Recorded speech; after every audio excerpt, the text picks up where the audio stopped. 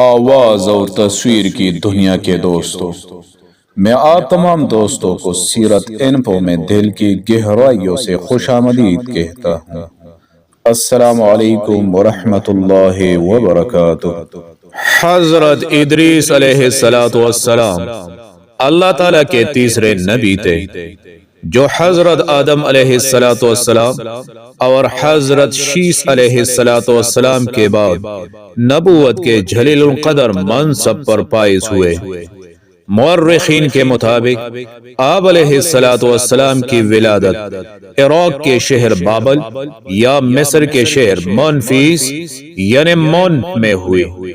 آپ کا اصل نام اخنوخ تھا، جبکہ قرآن کریم اور احادیث مبارکہ میں آپ علیہ السلام کو ادریس کے نام سے پکارا گیا ہے۔ روایات کے مطابق حضرت ادریس علیہ السلام نے دنیا میں لوگوں کو سب سے پہلے لکھنے پڑھنے اور تعلیم حاصل کرنے کا درس دیا، بلکہ اپنی زندگی کا بیشتر حصہ اسی درس و تبلیغ میں صرف کیا۔ چنانچہ لوگ آپ علیہ السلام کو ادریس یعنی درس دینے والا کہہ کر پکارنے لگے۔ آپ علیہ السلام کا حضرت شیس علیہ السلام کی پانچویں پوشت سے تعلق تھا، اور آپ علیہ السلام کا شجرہ نسب یوں ہے: ادریس بن یارد بن مہلائل بن قینن بن انوش بن شیس بن آدم علیہ السلام۔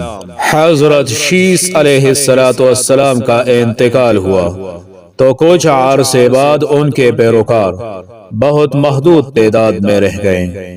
قابیل کی اولاد نے کفر و شرک، بدکاری و بے حیائی کا بازار گرم کر رکھا تھا۔ زناکاری اور شراب نوشی عام تھی، پاکیزہ رشتوں کی پہچان ناپید ہو چکی تھی، بتوں کی پوجا اور آگ کی پرستش ہو رہی تھی۔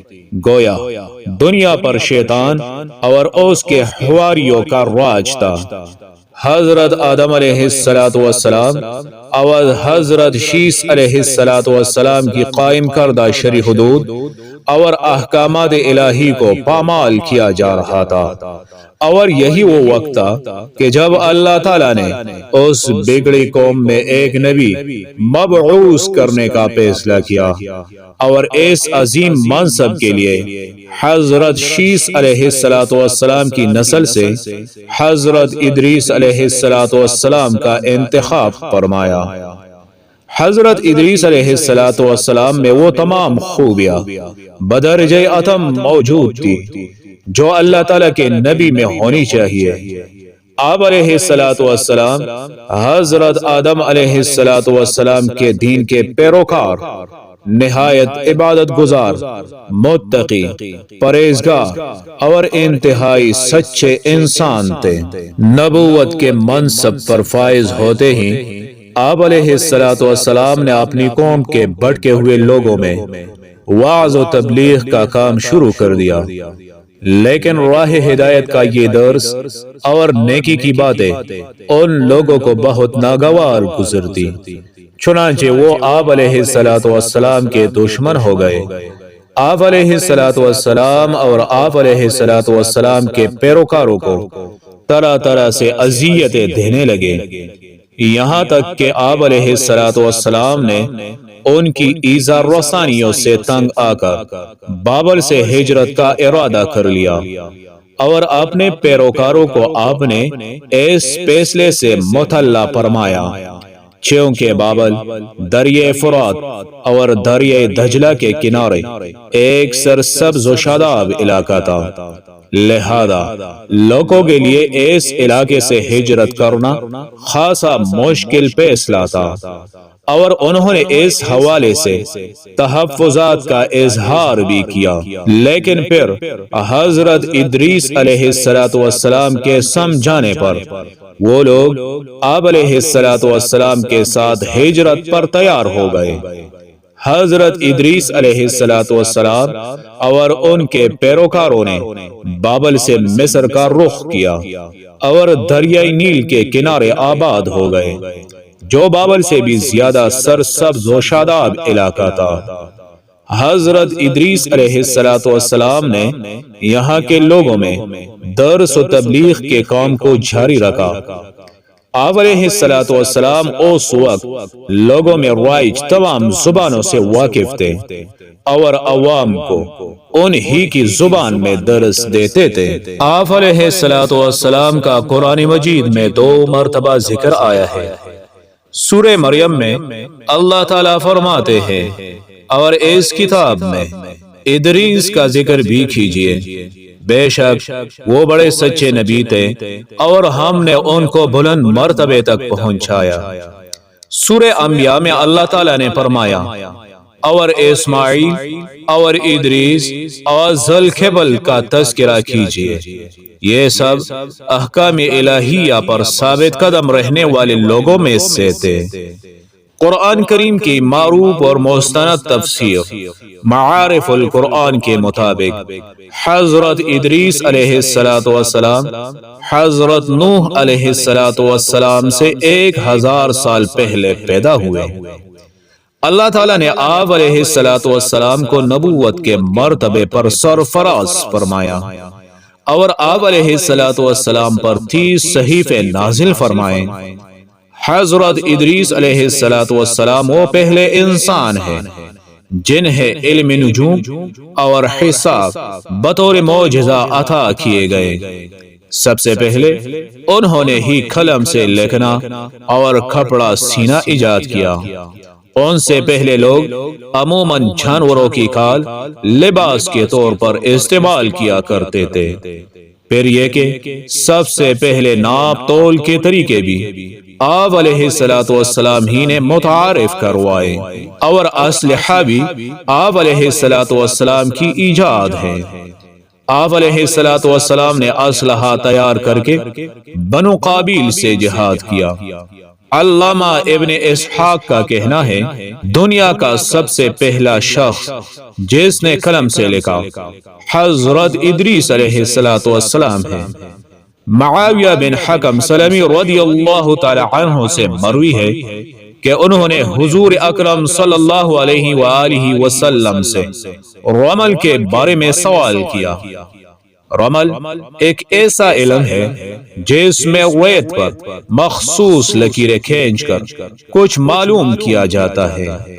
تو رسول اللہ صلی اللہ علیہ وآلہ وسلم نے فرمایا ایک پیغمبر تھے جنہوں نے یہ لکھا، لہذا جس شخص کا خط ان کے موافق ہو جائے تو اچھا ہے۔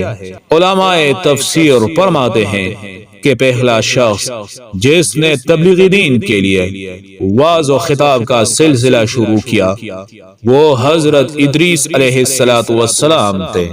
ہلال بن یسار کہتے ہیں کہ حضرت ابن عباس رضی اللہ تعالی عنہ نے حضرت کعب رضی اللہ تعالی عنہ سے پوچھا کہ قرآن پاک کی اس آیات وَرَفَعْنَاهُ مَكَانًا عَلِيًّا اور ہم نے ان کو اونچی جگہ اٹھا لیا کا کیا مطلب ہے؟ تو حضرت کعب رضی اللہ تعالی عنہ نے فرمایا اللہ عز و جل نے حضرت ادریس علیہ السلام کی طرف وحی بھیجی کہ میں تمہیں ہر روز تمام بنی آدم کے اعمال کے برابر درجات دیتا ہوں۔ اس سے مراد اس زمانے کے تمام بنی آدم ہیں۔ تو حضرت ادریس علیہ السلام نے چاہا کہ پھر تو اعمال میں اور اضافہ ہونا چاہیے، لہذا جب ان کے پاس فرشتے آئے تو انہوں نے وحی کا ذکر کرتے ہوئے کہا میں چاہتا ہوں کہ ملک الموت سے بات کروں اور پوچھوں کہ کب تک میری زندگی باقی ہے۔ فرشتے نے حضرت ادریس علیہ السلام کو اپنے پروں پر اٹھایا اور انہیں لے کر آسمان کی طرف بلند ہو گیا۔ جب وہ چوتھے آسمان پر پہنچے تو ان کی ملک الموت سے ملاقات ہو گئی جو نیچے اتر رہے تھے۔ حضرت ادریس علیہ السلام کے دوست فرشتے نے ملک الموت سے حضرت ادریس علیہ السلام کے بارے میں ذکر کیا تو عزرائیل علیہ السلام نے پوچھا حضرت ادریس علیہ السلام کہاں ہیں؟ فرشتے نے جواب دیا کہ وہ میری پوش پر ہے۔ اس پر ملک الموت نے خیرت کا اظہار کرتے ہوئے کہا کہ واہ تعجب ہے، مجھے پروردگار کی طرف سے کہہ کر بھیجا گیا ہے کہ حضرت ادریس علیہ السلام کی روح چوتھے آسمان پر قبض کر لو۔ تو میں نے سوچا کہ وہ تو زمین پر ہے، ان کی روح چوتھے آسمان پر کیسے قبض کروں؟ ابھی اسی سوچ و بچار میں تھا اور زمین پر اتر رہا تھا کہ تم انہیں لے کر چوتھے آسمان پر آ گئے۔ پھر ملک الموت نے ان کی روح قبض کر لی۔ ابن ابی خاتم نے بھی اس آیت کی تفسیر کے ذیل میں اس حدیث کو ذکر کرتے ہوئے یہ اضافہ کیا ہے کہ حضرت ادریس علیہ السلام نے فرشتے سے کہا ملک الموت سے میرے بارے میں سوال کرو کہ میری عمر کتنی باقی رہ گئی ہے، جبکہ حضرت ادریس علیہ السلام فرشتے کے ساتھ ہی تھے۔ فرشتے کے سوال پر ملک الموت نے کہا جب تک میں انہیں دیکھ نہ لوں اس وقت تک کچھ نہیں بتا سکتا۔ پھر ملک الموت نے حضرت ادریس علیہ السلام کو دیکھ لیا تو فرشتے سے کہا کہ آپ مجھ سے ایسے شخص کے بارے میں سوال کر رہے ہیں جس کی زندگی پلک جھپکنے سے زیادہ نہیں رہی۔ پھر فرشتے نے پار کے نیچے حضرت ادریس علیہ السلام کو دیکھا تو ان کی وفات ہو چکی تھی۔ روضۃ الاصفیاء کے مصنف تحریر کرتے ہیں کہ حضرت ادریس علیہ السلام کثرت سے اللہ تعالیٰ کی حمد و ثنا اور عبادت میں مصروف رہتے تھے، اور فرشتوں میں نہایت محبت اور عقیدت و احترام کی نظروں سے دیکھے جاتے تھے۔ فرشتے ان کے پاس آتے اور ان کی صحبت میں بیٹھا کرتے تھے۔ چنانچہ ایک مرتبہ حضرت عزرائیل علیہ السلام بھی اللہ تعالیٰ سے اجازت لے کر آئے اور انسانی شکل میں بہت دیر تک ان کی صحبت میں حاضر رہے۔ حضرت ادریس علیہ السلام کو جب معلوم ہوا کہ یہ کوئی انسان نہیں بلکہ حضرت عزرائیل علیہ السلام ہے اور روح قبض کرنے کی خدمت پر مامور ہے، تو آپ علیہ السلام نے ان سے فرمایا کہ میرا دل چاہتا ہے کہ تم مجھے موت کا ذائقہ چکھاؤ۔ اس پر حضرت عزرائیل علیہ السلام نے اللہ تعالیٰ کی اجازت سے ان کی روح نکالی اور پھر واپس کر دی۔ اس کے بعد حضرت ادریس علیہ السلام نے ان سے فرمایا میرا دل چاہتا ہے کہ میں جنت اور دوزخ دیکھوں۔ چنانچہ حضرت عزرائیل علیہ السلام نے اللہ تعالیٰ سے اجازت لے کر انہیں دوزخ دکھائی۔ وہ دوزخ دیکھ کر جنت میں آئے اور بہت دیر تک وہاں کے مناظر دیکھتے رہے۔ آخر حضرت عزرائیل علیہ السلام نے عرض کیا کہ اب واپس تشریف لے چلیے، مگر حضرت ادریس علیہ السلام نے جواب میں کہا کہ جب تک جنت و دوزخ کو پیدا کرنے والا مجھے یہاں سے جانے کا حکم نہیں دے گا اس وقت تک یہاں سے نہیں جاؤں گا۔ چنانچہ اللہ تعالیٰ نے ایک فرشتے کو مقرر فرمایا کہ وہ ان کے درمیان فیصلہ کر دے۔ حضرت عزرائیل علیہ السلام نے اس فرشتے کو پوری صورتحال بتائی۔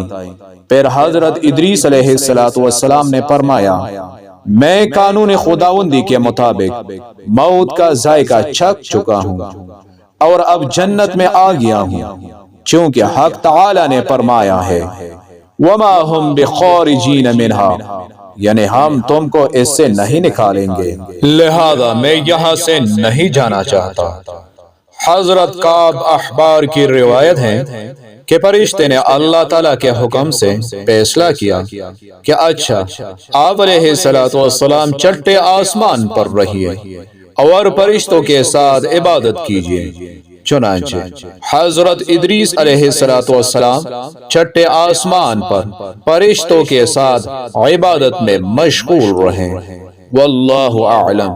اس سلسلے میں متفق علیہ حدیث یہ ہے کہ حضرت ادریس علیہ السلام چوتھے آسمان پر ہے۔ مجاہد رحمہ اللہ اور دیگر بہت سے علماء کرام کا یہی قول ہے۔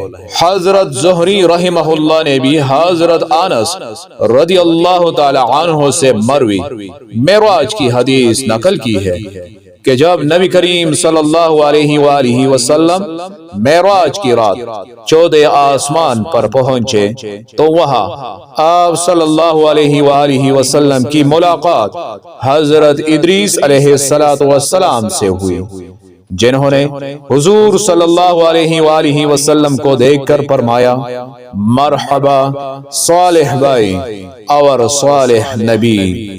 حضرت ادریس علیہ السلام کی زندگی میں دو چیزیں بہت نمایاں ہیں، ایک وعظ و تبلیغ اور دوسری آل قابیل کے ساتھ جہاد۔